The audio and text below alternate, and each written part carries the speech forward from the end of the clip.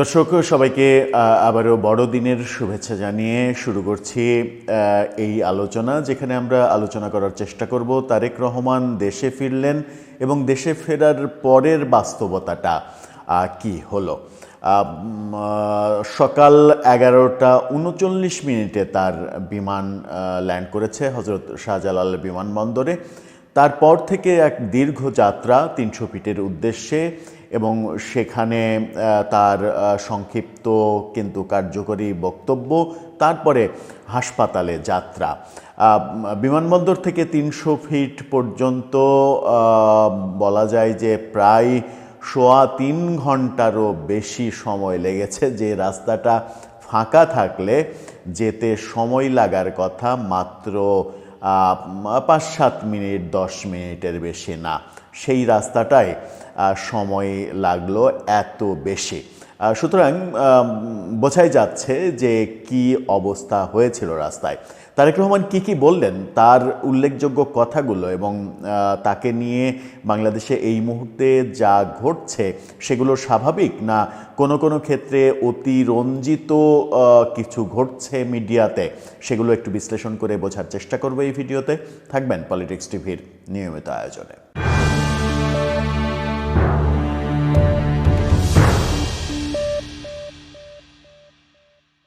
দর্শক, বিভিন্ন গণমাধ্যমের তথ্য অনুযায়ী দুপুর 12:30 নাগাদ বিমানবন্দর থেকে রওনা দেন তারেক রহমান, কিন্তু তার যে বুলেট প্রুফ পাজেরো সেখানে তিনি চড়েননি, বাসে করে, বড় বাসে চড়েছেন এবং বাসের সামনের যে গ্লাস সেখানে দাঁড়িয়েই কাটিয়েছেন পুরোটা সময়।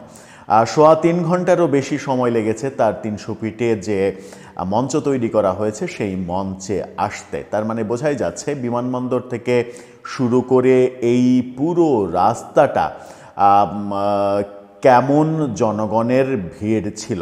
তার মানে বিমানবন্দর থেকে আপনি যদি আসেন খিলক্ষেত ফ্লাইওভার দিয়ে ওঠা, তারপরে 300 ফিটে যাওয়া, রাস্তাটা কিন্তু বেশি না, রাস্তাটা সামান্য বলতে যদি আপনাকে ফাঁকা রাস্তা দেওয়া হয় তাহলে সেই রাস্তাটা 5 থেকে 7 মিনিটের মধ্যেই চলে যাওয়া সম্ভব। সেই রাস্তা লেগেছে 3.25 ঘন্টারও বেশি। বাস যেভাবে চলেছে তার চাইতে হেঁটে যদি যাওয়া যেত তারও অনেক আগে পৌঁছা সম্ভব এই রাস্তাটুকু, কিন্তু একেবারে পিঁপড়ার গতিতে বাস চলতে বাধ্য হয়েছে, কারণ জনগণ অনেক বেশি ভিড় করেছিল। এবং এই গোটা রাস্তায় আমরা দেখেছি পুলিশ এবং সেনাবাহিনীর সদস্য, সাথে তারেক রহমানের মানে নিজস্ব যে সিকিউরিটি সদস্যরা, সিএসএফ বলা হয়, চেয়ারপারসন সিকিউরিটি ফোর্স, সেই সিএসএফের সদস্যরা কিন্তু শত এরকম সদস্যকে, পুলিশ এবং আর্মির সদস্যদের এই পুরো রাস্তা হেঁটে বাসের দুই পাশে নিরাপত্তা দিতে দেখা গেছে। তাদের জন্যও একটা বড় কষ্টের দিনই অতিক্রান্ত হলো আজকে। তারপরে মঞ্চ থেকে আবারও হাসপাতালের পথে। এই যে দীর্ঘ যাত্রা, সেই দীর্ঘ যাত্রা বিএনপি যে দাবি করেছিল যে 50 লক্ষ লোকের জমায়েত তারা করবে, আমরা যেটা দেখেছি সেটা হচ্ছে যে 300 ফিটের প্রায় 10 কিলোমিটার এলাকা, গণমাধ্যমের ভাষ্যমতে 10 কিলোমিটার দূরে, যেখান থেকে 300 ফিট শুরু হলো ওভারব্রিজ থেকে, কুড়িল ওভারব্রিজ থেকে নামার পরে 300 ফিট যেখান থেকে শুরু হলো সেখান থেকে 10 কিলোমিটার দূরে এই মঞ্চটা করা হয়েছে। এই পুরো 10 কিলোমিটার, আর এদিকে বিমানবন্দর টু খিলক্ষেত পুরো ওভারব্রিজ, এই পুরো রাস্তাটাতেই প্রচুর জনসমাবেশ ছিল। সুতরাং বিএনপির দাবি বোধহয় মানে মিথ্যা বলার অপশন নেই, সেরকম জনসংখ্যাই হয়েছে বলে ধরে নেওয়া যেতেই পারে। তারেক রহমান মঞ্চে উঠলেন, সংক্ষিপ্ত কথা বললেন, তার অনেক কথাই আমরা শুনলাম। সেই কথাগুলোর মধ্যে 2-3টা কথা ব্যক্তিগতভাবে আমার পছন্দ হয়েছে, যেগুলো সার্বজনীন কথা মনে হয়েছে। আবার কিছু কথা, সব কথা যে পছন্দ হবে এমন তো না, কিছু কথা মানে অপছন্দ হওয়ার ব্যাপারও থাকতে পারে। যেমন তার কথা শুনে এরকমটাও মনে হতে পারে যে রাজনীতিতে আবারও ধর্মভিত্তিক যে থিঙ্কিং কিংবা মানুষকে কনভিন্স করার যে ধর্মভিত্তিক থিঙ্কিং, সেটাও তার কথার এক পর্যায়ে চলে এসেছে বলে কেউ কেউ অভিযোগ করতে পারেন। কিন্তু ভালো লাগার যে দিকগুলো ছিল, যে 2-3টা কথা, সেগুলো একটু উল্লেখ করতে চাই আমি। সেটা হচ্ছে যে তিনি বলছেন মানুষ আজ কথা বলার অধিকার ফিরে পেতে চায়। মানুষ আজ কথা বলার অধিকার ফিরে পেতে চায়, মানে মানুষ এখনো চায়। তার মানে এই কথার মাধ্যমে 2টি জিনিস প্রমাণিত হলো। সেটা হচ্ছে যে মানুষের এই প্রত্যাশাটা যেমন তিনি প্রকাশ করলেন যে মানুষ কথা বলার স্বাধীনতা চায়, তেমনি অনুচ্চারিত হলেও আরেকটা সত্য এই কথার মধ্য থেকে বেরিয়ে এলো, সেটা হচ্ছে যে মানুষ কথা বলার স্বাধীনতা এখন পর্যন্ত পায়নি।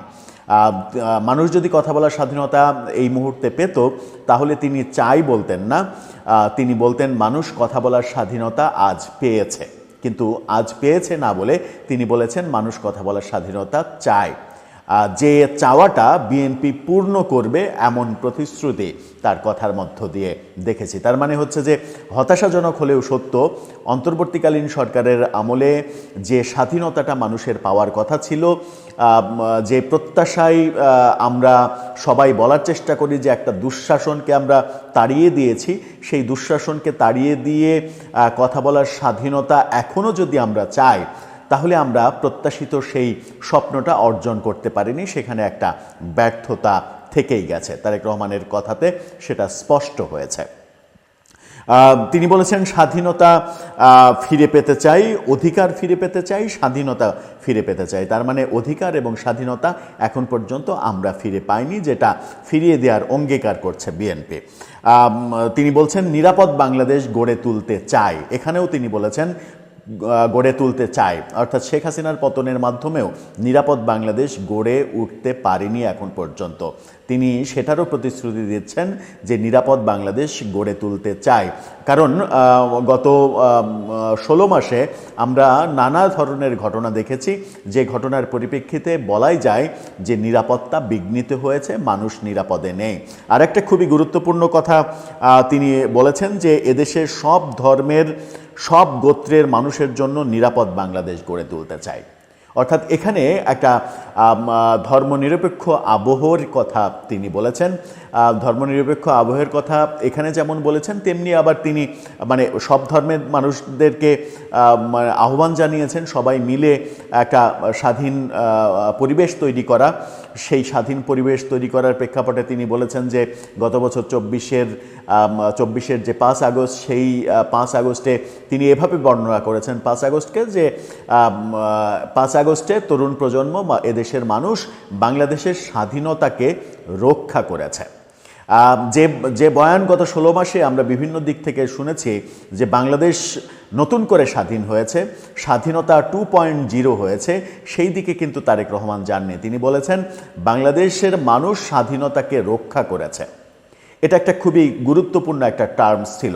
আবার তিনি যখন বলছেন যে সব ধর্মের, সব বর্ণের, সব গোত্রের মানুষকে নিয়ে আমরা আমাদের অধিকার ফিরে পেতে চাই, আবার তিনি এটাও বলেছেন যে তিনি রাষ্ট্র কাঠামোয় আমাদের নবীজির যে ন্যায়পরায়ণতা, সেই ন্যায়পরায়ণতা তিনি প্রতিষ্ঠিত করতে চান। এটাকে আবার অনেকে নেগেটিভলি ব্যাখ্যা করতে পারেন, যেটা আমরা বিগত সময়ে শেখ হাসিনা সরকারের আমলে শেখ হাসিনার মুখ থেকে বহুবার শুনেছি যে তিনি মদিনা সনদ বাস্তবায়ন করতে চান। কিন্তু মদিনা সনদ বাস্তবায়ন করতে গেলে যে ইসলামিক পরিকাঠামো দরকার, আইনের পরিকাঠামো, যেখানে গণতন্ত্রে বিশ্বাসী হওয়া যাবে না, ইসলামী শাসনতন্ত্র চালু করতে হবে, সেটা কি শেখ হাসিনা করতে পেরেছিলেন? শেখ হাসিনা আমার মনে হয় যে করতে পারেননি, বরং তার মানে কি বলবো যে ধর্মীয় যারা গোষ্ঠী তাদেরকে এক ধরনের মানে আইওয়াশ করার জন্য কিংবা তাদের মন জয় করার জন্য একটা টেকনিক অবলম্বন করেছিলেন, যে টেকনিকে আমরা দেখেছি যে 560টা মসজিদ নির্মাণ করছেন, মডেল মসজিদ নির্মাণ করছেন তিনি, যেটা নিয়ে আমরা দেখেছি যে এই সরকারের প্রধান উপদেষ্টার প্রেস সেক্রেটারি শফিকুল আলম সেটা নিয়ে তির্যক মন্তব্য করেছিলেন এবং তিনি বলেছিলেন যে প্রয়োজন না থাকা সত্ত্বেও যেখানে প্রয়োজন নাই সেখানেও মডেল মসজিদ তৈরি করে টাকা নষ্ট করেছে শেখ হাসিনা সরকার। এই কথাটা যদিও মানে অনেকের কাছে ভালো লাগতে পারে, অনেকের কাছে খারাপ লাগতে পারে, কিন্তু শফিকুল আলম এই কথাটা না বলে যদি আবার মানে আওয়ামী লীগের কেউ এই কথাটা বলতেন তাহলে কিন্তু আবার ধর্ম অবমাননার দায়ে তার উপরে বিষোদ্গার করা হতো, যেটা খুবই সৌভাগ্যবান শফিকুল আলম যে এই কথা বলার পরেও তার বিরুদ্ধে সেই ধরনের কোনো এলিগেশন আনা হয়নি। কিন্তু তার কথাকে আপনি অযৌক্তিক বলে উড়িয়ে দিতে পারেন না। সেই ক্ষেত্রে তারেক রহমানের ওই কথাটাকেও অনেকে বলতে পারেন যে তিনি ধর্মাশ্রয়ী গোষ্ঠীকে কনভিন্স করার জন্য এই কথাটা বললেন কিনা সেটা তার ব্যাপার, তার মতো করে তিনি বলেছেন এবং যার মতো করে সে ব্যাখ্যা করবে সেটা তাদের ব্যাপার। তিনি আরেকটা কথা বলেছেন যে যে কোনো মূল্যে দেশে শান্তি আনতে হবে। এখানেও দেখুন যে তিনি বলেছেন দেশে শান্তি আনতে হবে, তার মানে টিল নাও দেশে শান্তি নাই। প্রত্যেকটাই তিনি প্রত্যাশা করছেন যে আনতে হবে, স্বাধীনতা ফিরে পেতে হবে, কথা বলার স্বাধীনতা আনতে হবে এবং এটাও বলছেন যে দেশে শান্তি ফিরিয়ে আনতে হবে যে কোনো মূল্যে। তার মানে এটাতেও বোঝা যাচ্ছে যে এই মুহূর্তে দাঁড়িয়ে আমরা বলতে পারছি না যে দেশে শান্তি বিরাজ করছে। সেই ক্ষেত্রে বিএনপি কতটা আগামী নির্বাচনে এই মেসেজগুলো জনগণের মাঝে ছড়িয়ে দিয়ে কতটা তারা সফল হবে, নির্বাচনী বৈতরণী পার হতে তারা আর কি ভালো ভালো কথা বলবে এবং সেই কথাগুলো তারা কিভাবে কার্যকর করবে সেটা হয়তো সময়ই বলে দেবে। তারেক রহমান মোটামুটি 10 মিনিটের মতো কথা বলেছেন, সেই সময়ে তিনি ওসমান হাদির কথাও বলেছেন, অনেক কথাই বলেছেন।